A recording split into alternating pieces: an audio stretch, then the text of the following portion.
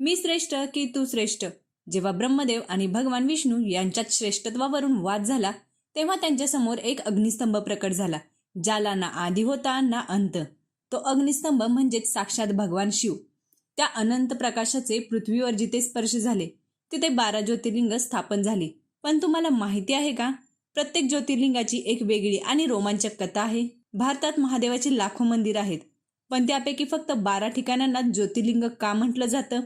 असा कोणता रहस्यमय प्रकाश किंवा शक्ती या 12 स्थळांमध्ये दडलेली आहे, जिथे साक्षात भगवान शिव आजही विराजमान आहेत? मृत्यूवर मात करणारा मंत्र असो किंवा हिमालयातील हाडे गोठवणारी थंडी, प्रत्येक ज्योतिर्लिंगाची एक अद्भुत कथा आहे, जी ऐकून अंगावर काटा आल्याशिवाय राहणार नाही. तुम्ही कधी विचार केलाय का, केदारनाथापासून रामेश्वरपर्यंत भारतातील अनेक प्रमुख शिवमंदिरे 79 अंश पूर्व रेखांशाच्या एका सरळ रेषेत का आहेत? या रहस्यमय रेषेला शिवशक्ती अक्ष असे का म्हटले जाते? हजारो वर्षांपूर्वी ना सॅटेलाइट होतं, ना GPS, ना आधुनिक नकाशे. मग एवढी अचूक रचना कशी करण्यात आली? भगवान शिव जे आदी आहेत, अनादी आहेत, ज्यांना काळाचाही काळ म्हटले जाते, काळालाही जिंकणाऱ्या महाकालापासून ते रामेश्वरच्या स्थानापर्यंत, चला उलगडूया 12 ज्योतिर्लिंगांचे रहस्य. नमस्कार मंडळी, स्वागत आहे तुमचं आध्यात्मिक पाऊलवाटा मराठीमध्ये. आजचा हा व्हिडिओ फक्त माहिती नाही, तर ती एक तीर्थयात्रा आहे. त्यामुळे घरात बसून 12 ज्योतिर्लिंगांच्या कथा ऐकण्यासाठी हा व्हिडिओ शेवटपर्यंत नक्की बघा. जर तुम्हाला हा व्हिडिओ आवडला असेल तर कमेंटमध्ये हर हर महादेव नक्की लिहा. आणि हो, जर तुम्ही खरोखर महादेवाचे भक्त असाल तर आपल्या चॅनलला सबस्क्राईब करायला विसरू नका. या प्रवासाच्या शेवटी आपण पाहणार आहोत 12 ज्योतिर्लिंगांची स्थापना का करण्यात आली आणि त्यांना भारताची ऊर्जा केंद्रे का म्हटले जाते. चला तर मग या रहस्यमय प्रवासाची सुरुवात करूया. पहिला आहे श्री सोमनाथ. हे ज्योतिर्लिंग गुजरातमधील काठियावाड प्रदेशातील समुद्र किनाऱ्यावरील जगप्रसिद्ध सोमनाथ मंदिरात आहे. पूर्वी हा परिसर प्रभाग क्षेत्र म्हणून ओळखला जात असे. येथेच भगवान श्रीकृष्णाने जरा नावाच्या शिकारीच्या बाणाचा वापर करून आपल्या दिव्य खेळाचा शेवट केला होता. या ज्योतिर्लिंगाची कथा पुराणांमध्ये अशी वर्णन केली आहे की दक्ष प्रजापतीला 27 मुली होत्या. त्या सर्व चंद्रदेवतेशी विवाहित होत्या. तथापि चंद्राचे प्रेम आणि स्नेह केवळ रोहिणीवर होते. दक्ष प्रजापतीच्या इतर मुलींच्या या वागण्याने त्याच्या कृतीवर खूप नाराज होत्या. त्यांनी त्यांच्या वडिलांना त्यांची दुर्दशा सांगितली. दक्ष प्रजापतीने चंद्रदेवतेला हे वेगवेगळ्या प्रकारे समजून सांगितले, पण याचा रोहिणीच्या डळमळीत हृदयावर काहीही परिणाम झाला नाही. शेवटी संतापलेल्या दक्षाने त्याला क्षय होण्याचा शाप दिला. या शापाने चंद्राला लगेच त्रास झाला.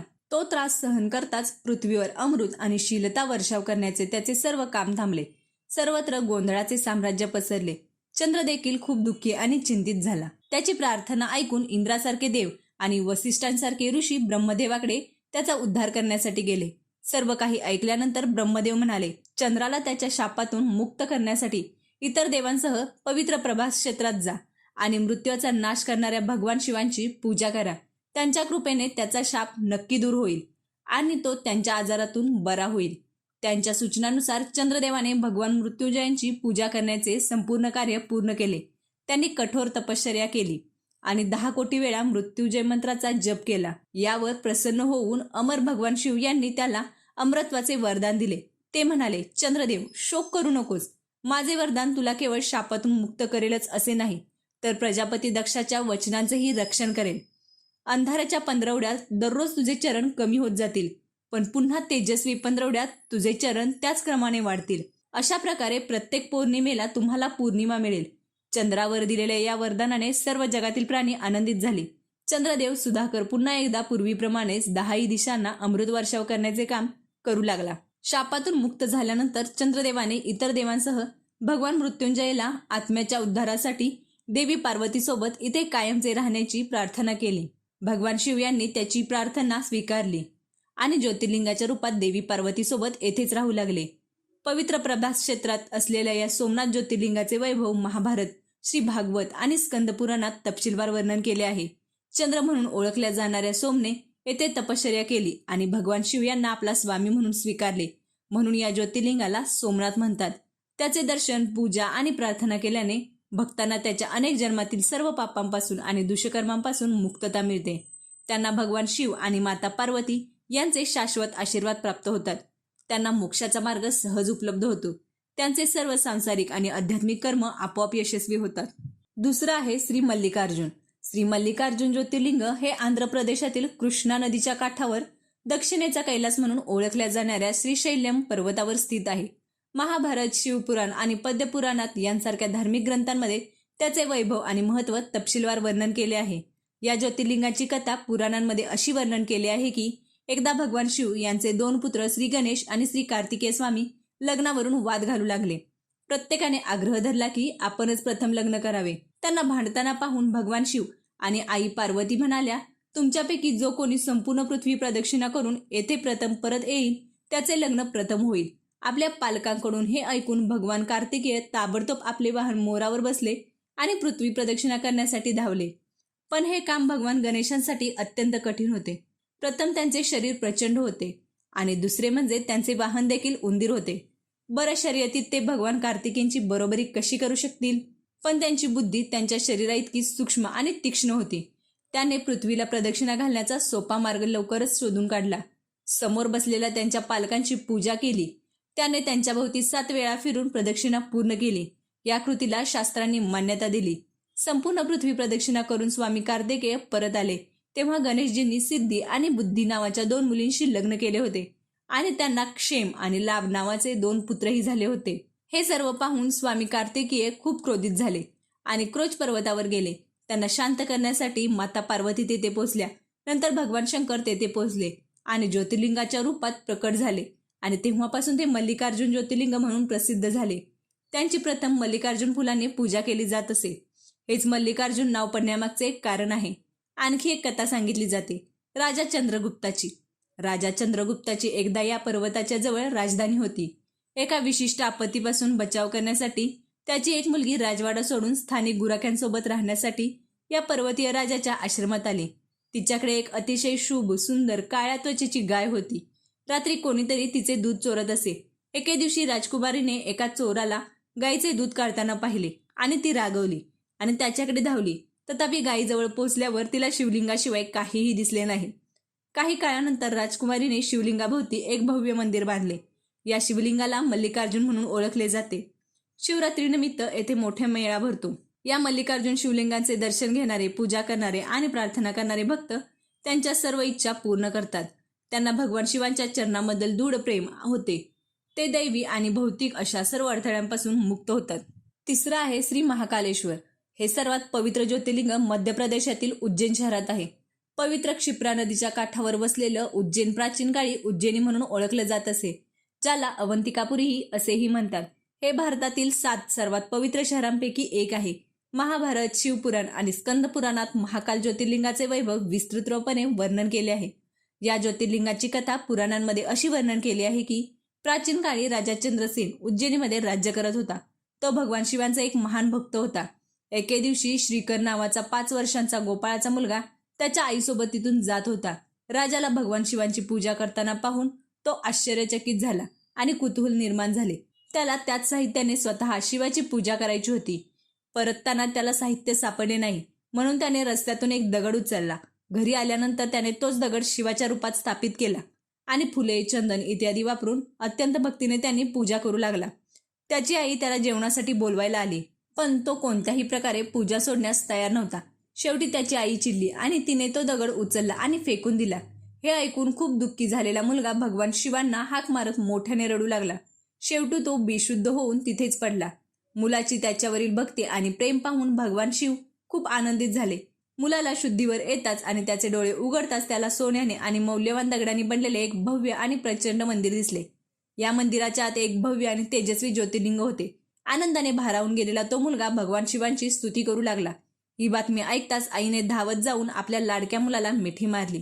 राजा चंद्रसेनही तेथे आला आणि त्याने मुलाच्या भक्तीची आणि सिद्धीची प्रशंसा केली. हळूहळू मोठा जनसमुदाय जमला. तेवढ्यात हनुमान घटनास्थळी प्रकट झाला. तो म्हणाला, हे मानवा, भगवान शिव हे जलद फळ देणाऱ्या देवतांमध्ये श्रेष्ठ आहेत. या मुलाच्या भक्तीने प्रसन्न होऊन त्याने त्याला असे बक्षीस दिले आहे जे लाखो जन्मांच्या तपश्चर्येनंतरही महान ऋषी आणि संतांना मिळाले नाही. या गोपाळांच्या 8व्या पिढीत सद्गुणी नंदगोपाचा जन्म होईल. द्वापार युगात भगवान विष्णू कृष्णाचे रूप धारण करतील आणि तेथे विविध दिव्य कृत्ये करतील. असे बोलून हनुमानजी अदृश्य झाले. शेवटी श्रीकर गोप आणि राजा चंद्रसेन त्या ठिकाणी भगवान शिवांची नियमित पूजा केल्यानंतर शिवधामला निघून गेले. या ज्योतिर्लिंगाबद्दल आणखी एक कथा अशी सांगितली जाते. एकेकाळी एक अतिशय बुद्धिमान ब्राह्मण, वेदांचे विद्वान आणि तपश्चर्येला समर्पित अवंतिकापुरी येथे राहत होता. एके दिवशी दुष्यम नावाचा एक अत्याचारी राक्षस त्याच्या तपश्चर्येत व्यत्यय आणण्यासाठी तेथे आला. भगवान ब्रह्मदेवाकडून वरदान मिळालेला तो खूप शक्तिशाली झाला होता. त्याच्या अत्याचारामुळे सर्वत्र दहशत पसरली होती. ब्राह्मणाला संकटात पाहून सर्व प्राण्यांचे हितकारक भगवान शिव तेथे प्रकट झाले. त्यांनी एकाच गर्जनेने त्या क्रूर राक्षसाला जाळून राख केले. भगवान तेथे एका गर्जनेने प्रकट झाले आणि म्हणूनच त्यांना महाकाल असे नाव पडले. म्हणूनच सर्वात पवित्र ज्योतिर्लिंगाला महाकाल असे म्हटले जाते. चौथा आहे श्री ओंकारेश्वर. हे ज्योतिर्लिंग मध्य प्रदेशातील पवित्र नर्मदा नदीच्या काठावर आहे. या ठिकाणी नर्मदा नदी 2 प्रवाहांमध्ये विभागली जाते आणि मध्यभागी एक बेट तयार होते. या बेटाला मांधाता पर्वत किंवा शिवपुरी असेही म्हणतात. नदीचा एक प्रवाह या पर्वताच्या उत्तरेकडे वाहतो तर दुसरा दक्षिणेकडे वाहतो. दक्षिणेकडील प्रवाह हा मुख्य प्रवाह मानला जातो. श्री ओंकारेश्वर ज्योतिर्लिंगाचे मंदिर याच मांधाता पर्वतावर आहे. प्राचीन काळी महाराज मांधाता यांनी याच पर्वतावर तपश्चर्येने भगवान शिव यांना प्रसन्न केले होते. म्हणूनच या पर्वताला मांधाता पर्वत असेही म्हटले जाऊ लागले. या ज्योतिर्लिंग मंदिरात 2 कक्षांमधून प्रवेश करावा लागतो. आत अंधार असल्याने एक प्रकाश सतत जळत राहतो.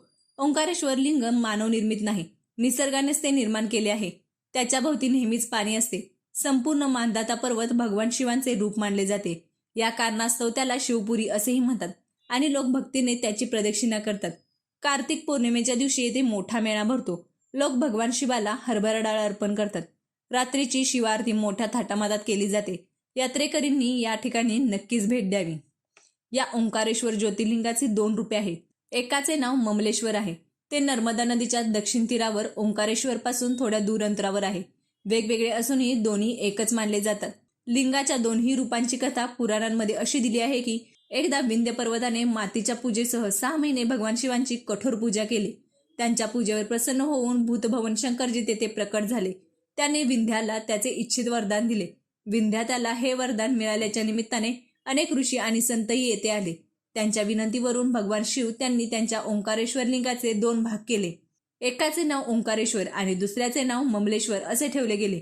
दोन्ही लिंगांची ठिकाणे आणि मंदिरे वेगवेगळी असून त्यांचे अस्तित्व आणि स्वरूप एकच मानले जाते. शिवपुराणात या ज्योतिर्लिंगांच्या महिमांबद्दल सविस्तर वर्णन केले आहे. श्री ओंकारेश्वर आणि श्री ममलेश्वरला भेट देण्याचे गुण आणि नर्मदेत स्नान करण्याचे पवित्र फायदे याचेही वर्णन केले आहे. प्रत्येक मानवाने या प्रदेशाला अवश्य भेट द्यावी.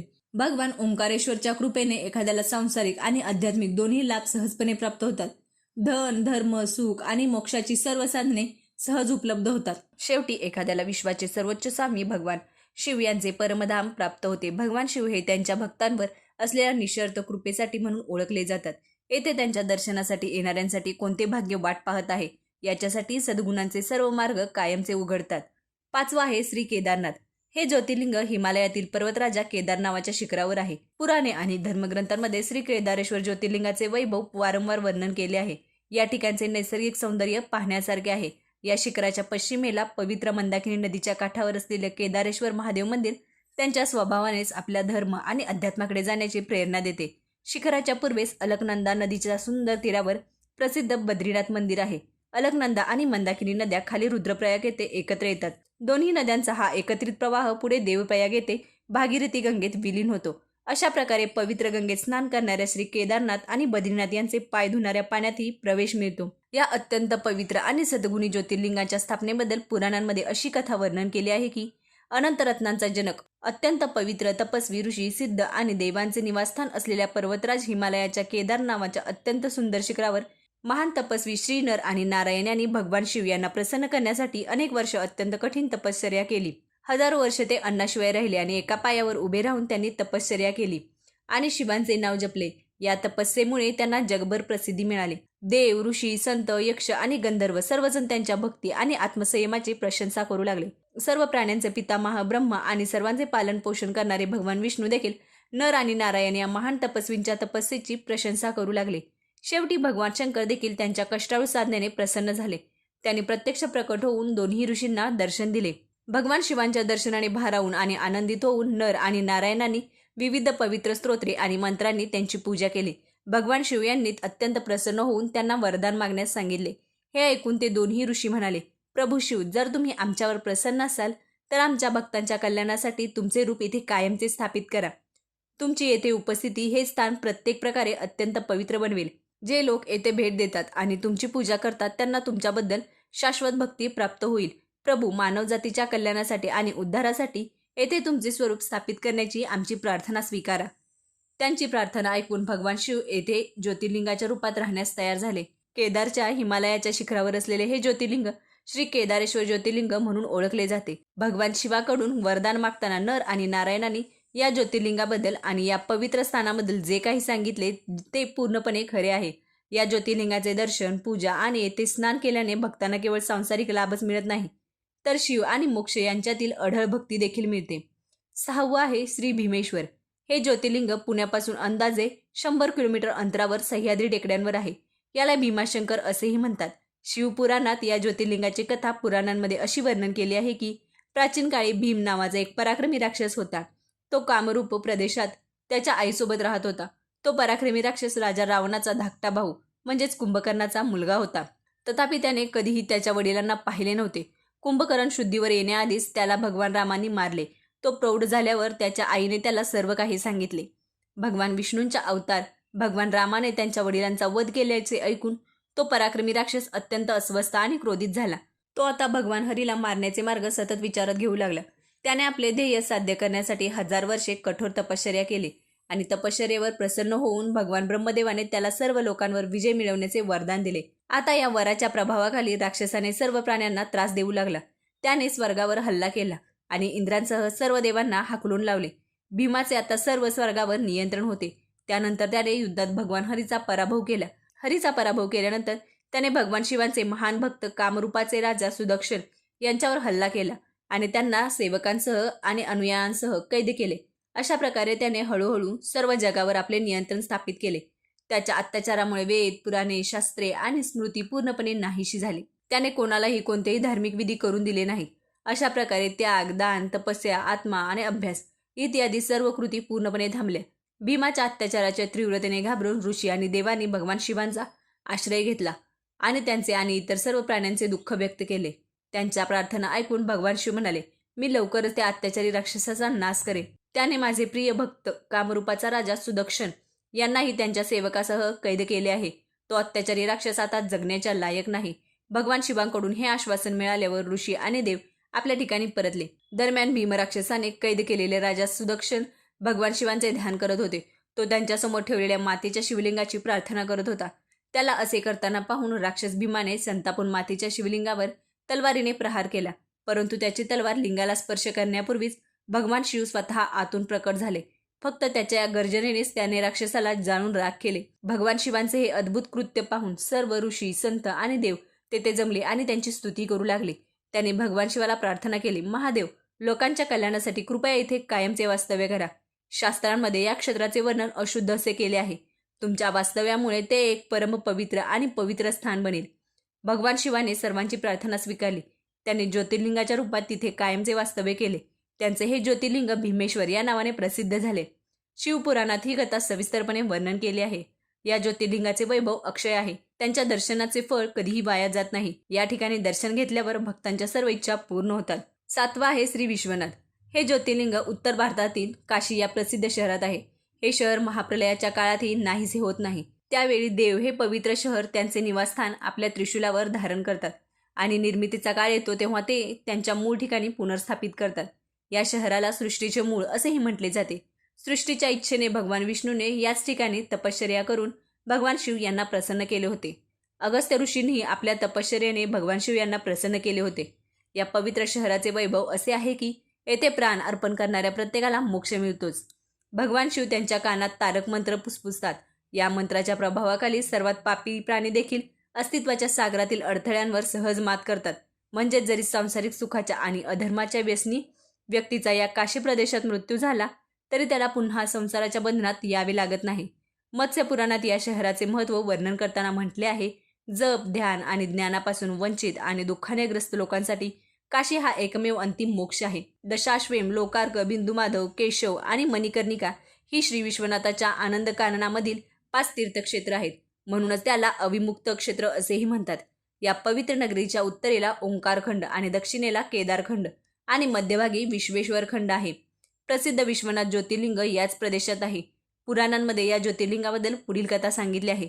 भगवान शिव पार्वतीशी लग्न केल्यानंतर कैलास पर्वतावर राहत होते. तथापि पार्वतीला तिच्या वडिलांच्या घरी राहणे आवडत नव्हते. एके दिवशी तिने भगवान शिवाला सांगितले, मला तुमच्या घरी घेऊन जा, मला येथे राहणे आवडत नाही. लग्नानंतर सर्व मुली त्यांच्या पतीच्या घरी जातात, परंतु मला माझ्या वडिलांच्या घरी राहावे लागते. भगवान शिवाने तिची विनंती मान्य केली. त्यांनी पार्वतीला त्यांच्या पवित्र नगरी काशी येथे आणले. ते विश्वनाथ ज्योतिर्लिंग म्हणून स्थापित झाले. या ज्योतिर्लिंगाचे दर्शन आणि पूजा केल्याने सर्व पापे आणि दुःखांपासून मुक्तता मिळते. दररोज नियमितपणे श्री विश्वनाथला भेट देणाऱ्या भक्तांच्या कल्याणाची संपूर्ण जबाबदारी भगवान शिव घेतात. असा भक्त यांच्या परम निवासस्थानाचा हक्कदार बनतो. भगवान शिवांचे आशीर्वाद त्यांच्यावर कायमचे राहतात. 8वा आहे श्री त्र्यंबकेश्वर. हे ज्योतिर्लिंग महाराष्ट्र राज्यातील नाशिकपासून 30 किलोमीटरवर पश्चिमेला आहे. शिवपुराणात या ज्योतिर्लिंगाची कथा पुराणांमध्ये अशी वर्णन केली आहे की एकदा महर्षी गौतमांच्या आश्रमात राहणाऱ्या ब्रह्मांच्या पत्नी त्यांच्या पत्नी अहल्यावर काही कारणास्तव रागवल्या होत्या. त्यांनी त्याच्या पतींना गौतमला इजा करण्यास प्रवृत्त केले. प्रत्युत्तर म्हणून ब्राह्मणांनी भगवान गणेशांची प्रार्थना केली. त्यांच्या प्रार्थनेत प्रसन्न होऊन भगवान गणेश प्रकट झाले आणि त्यांना वर मागण्यास सांगितले. ब्राह्मण म्हणाले, प्रभू, जर तुम्ही आमच्यावर प्रसन्न असाल तर कृपया गौतमला या आश्रमातून हाकलून द्या. हे ऐकून भगवान गणेश त्यांना असे वर मागण्यास राजी करण्याचा प्रयत्न करीत होते, परंतु गौतम ठाम राहिले. शेवटी गणेशाला होकार द्यावा लागला. आपल्या भक्तांना शांत करण्यासाठी त्याने एका कमकुवत गायीचे रूप धारण केले आणि गौतमच्या शेतात राहायला गेला. गायीला पीक चरताना पाहून ऋषी हळुवारपणे हातात गवत घेऊन तिचा हकलून लावण्यासाठी धावले. गवताच्या पात्याला स्पर्श करताच गाय खाली पडली. मोठा गोंधळ उडाला. सर्व ब्राह्मण जमले आणि गौतम ऋषींना गोहत्या करणारा म्हणत त्यांचा निषेध करू लागले. या घटनेने गौतम ऋषींना आश्चर्य वाटले आणि दुःखही झाले. ते म्हणाले, तुम्ही हा आश्रम सोडून कुठेतरी दूर जा. गोहत्या करणाऱ्यांजवळ राहणे आपल्यासाठी पाप ठरेल. असे करण्यास भाग पाडले गेले. गौतम ऋषी आणि त्यांची पत्नी अहल्या 1 मैल दूर गेले, परंतु ब्राह्मणांनी तिथेही त्यांचे वास्तव्य कठीण केले. ते म्हणाले, गोहत्येमुळे तुम्हाला आता वेद पठण करण्याचा किंवा यज्ञ करण्याचा कोणताही अधिकार नाही. अत्यंत विनवणी करून गौतम ऋषींनी ब्राह्मणांना त्यांच्या मुक्तीसाठी प्रायश्चित्त करण्याचा मार्ग सुचवण्याची विनंती केली. मग ते म्हणाले, गौतम, तुम्ही संपूर्ण पृथ्वीला 3 वेळा प्रदक्षिणा घाला आणि सर्वांना तुमच्या पापांबद्दल सांगा. मग परत या आणि येथे 1 महिना उपवास करा. यानंतर ब्रह्मगिरीला 101 वेळा प्रदक्षिणा घालून तुम्ही शुद्ध व्हाल. गंगा नदी येथे आणा, तिच्या पाण्यात स्नान करा आणि 1 कोटी मातीच्या शिवलिंगांनी भगवान शिवांची पूजा करा. त्यानंतर पुन्हा गंगेत स्नान करा आणि 11 वेळा ब्रह्मगिरीला प्रदक्षिणा घाला. त्यानंतर 100 घागऱ्यांच्या पवित्र पाण्याने मातीच्या शिवलिंगांना स्नान केल्याने तुम्हाला मोक्ष मिळेल. ब्राह्मणांच्या सल्ल्यानुसार महर्षी गौतमांनी ही सर्व कामे पूर्ण केली आणि त्यांच्या पत्नीसह पूर्ण भक्तीने भगवान शिवांची पूजा करण्यास सुरुवात केली. यावर प्रसन्न होऊन भगवान शिव प्रकट झाले आणि त्यांना वरदान मागण्यास सांगितले. महर्षी गौतम म्हणाले, प्रभू, मी फक्त अशी इच्छा करतो की तुम्ही मला गोहत्येच्या पापापासून मुक्त करा. भगवान शिव म्हणाले, गौतम, तुम्ही पूर्णपणे पापरहित आहात. गोहत्येचा गुन्हा तुमच्यावर खोटा आरोप करण्यात आला आहे. तुमच्या आश्रमातील ब्राह्मणांना ज्यांनी हे कपटाने केले त्यांना मी शिक्षा करू इच्छितो. यावर महर्षी गौतम म्हणाले, प्रभू, त्यांच्यामुळेच मी तुम्हाला पाहू शकलो आहे. आता हे माझे परमकल्याणासाठी आहे असे समजून कृपया त्यांच्यावर रागवू नका. अनेक ऋषी, संत आणि देव तेथे जमले आणि गौतमच्या शब्दांना मान्यता दिली आणि भगवान शिव यांना येथे कायमचे राहण्याची प्रार्थना केली. त्यांनी त्यांचे शब्द स्वीकारले आणि तेथे त्र्यंबक ज्योतिर्लिंगाच्या नावाने स्थायिक झाले. गौतमजींनी आणलेली गंगा देखील गोदावरी नावाने जवळून वाहू लागली. हे ज्योतिर्लिंग सर्व गुण प्रदान करते. 9वा आहे श्री वैद्यनाथ. बिहारच्या संताळ परगणा येथे असलेले हे ज्योतिर्लिंग शास्त्र आणि लोककथांमध्ये प्रसिद्ध आहे. त्यांच्या स्थापनेची पुढील कथा सांगितली जाते. एकदा राक्षस राजा रावण हिमालयात गेला आणि भगवान शिवांचे दर्शन घेण्यासाठी कठोर तपश्चर्या केली. त्याने एक एक करून आपली डोकी कापायला सुरुवात केली आणि ती शिवलिंगाला अर्पण केली. अशा प्रकारे त्याने आपली 9 डोकी कापली होती. जेव्हा तो त्याचे 10वे डोके म्हणजे शेवटचे डोके अर्पण करणार होता, तेव्हा भगवान शिव त्याच्यासमोर आनंदाने आणि समाधानाने प्रकट झाले. त्याने रावणाचा हात धरला आणि त्याला तसे करण्यापासून रोखले. त्याने पूर्वीप्रमाणेच त्याची सर्व 9 डोकी पुन्हा जोडली आणि आनंदाने त्याला वर मागण्यास सांगितले. रावणाने भगवान शिव यांना वरदान मागितले आणि शिवलिंगाला त्याची राजधानी लंकेत घेऊन जाण्याची परवानगी मागितली. भगवान शिव यांनी त्यांना हे वरदान दिले, पण एक अट घातली. ते म्हणाले, तुम्ही शिवलिंग घेऊन जाऊ शकता, परंतु जर तुम्ही ते वाटेत कुठेतरी ठेवले तर ते अचल होईल आणि तुम्ही ते पुन्हा उचलू शकणार नाहीत. रावणाने ही ऑफर स्वीकारली. शिवलिंग उचलले आणि लंकेला निघाला. चालत असताना त्याला शौच करण्याची गरज भासली. त्याने शिवलिंग एका अहिराला दिले आणि तो स्वतः शौच करण्यासाठी निघाला. अहिराला शिवलिंगाचे वजन खूप जास्त वाटले आणि तो ते सहन करू शकला नाही. त्याला ते जमिनीवर ठेवण्यास भाग पाडले गेले. रावण परत आला तेव्हा अनेक प्रयत्न करूनही ते शिवलिंग उचलू शकला नाही. शेवटी थकून तो पवित्र शिवलिंगावर आपला अंगठा ठसा उठवून लंकेला परतला. त्यानंतर ब्रह्मा, विष्णू आणि इतर देवांनी येऊन शिवलिंगाची पूजा केली. त्यांची स्थापना केल्यानंतर ते आपल्या निवासस्थानी परतले. या ज्योतिर्लिंगाला श्री वैद्यनाथ म्हणून ओळखले जाते. हे श्री वैद्यनाथ ज्योतिर्लिंग अनंत फायदे प्रदान करते. ते 11 इंच उंच असून त्याच्यावर अंगठ्याच्या आकाराचे एक खांब आहे. असे म्हटले जाते की रावणाने आपल्या अंगठ्याने बनवलेले चिन्ह आहे. दूरदूरच्या पवित्र ठिकाणहून पाणी आणून येथे अर्पण करण्याची प्रथा आहे. हे ज्योतिर्लिंग त्याच्या उपचार शक्तीसाठी देखील प्रसिद्ध आहे. पुराणांमध्ये असे म्हटले जाते की जो कोणी या ज्योतिर्लिंगाचे दर्शन घेतो तो सर्व पापांपासून मुक्त होतो. भगवान शिवांचे आशीर्वाद त्याच्यावर सदैव राहतात. शारीरिक, दैवी आणि भौतिक दुःख त्यांना अचानक येत नाही. भगवान शिवांच्या कृपेने ते सर्व अडथळे, रोग आणि दुःखांपासून मुक्तता होते. त्यांना शिवांचे परमशांतीय निवासस्थान असे प्राप्त होते. 10वा आहे श्री नागेश्वर. भगवान शिवांचे हे प्रसिद्ध ज्योतिर्लिंग गुजरात राज्यातील द्वारकापुरीपासून सुमारे 17 मैल अंतरावर आहे. या पवित्र ज्योतिर्लिंगाचे दर्शन घेण्याचे महान महत्त्व शास्त्रांमध्ये वर्णन केले आहे. असे म्हटले जाते की जो कोणी त्यांच्या उत्पत्तीची आणि महत्त्वाची कथा आदरपूर्वक ऐकतो तो सर्व पापांपासून मुक्त होतो, सर्व सुखांचा आनंद घेतो आणि शेवटी भगवान शिवांचे परमपवित्र निवासस्थान प्राप्त करतो. पुराणांमध्ये या ज्योतिर्लिंगाविषयी अशी कथा वर्णन केली आहे की सुप्रिया नावाचा एक वैश्य हा भगवान शिवांचा एक अतिशय धार्मिक आणि सद्गुणी भक्त होता. तो सतत त्यांच्या उपासनेत, आराधनेत आणि ध्यानमग्न असायचा. त्याने आपली सर्व कामे, कर्म भगवान शिवांना समर्पित केली होती. तो त्याच्या उपासनेत, विचारात आणि वचनात आणि कर्मात पूर्णपणे मग्न होता. शिवावरील त्याच्या भक्तीने दारुका नावाच्या राक्षसाला क्रोधित केले होते. त्याला भगवान शिवाची ही पूजा अजिबात आवडत नव्हती. तो सतत सुप्रियाच्या प्रार्थनेत व्यत्यय आणण्याचा प्रयत्न करत असे.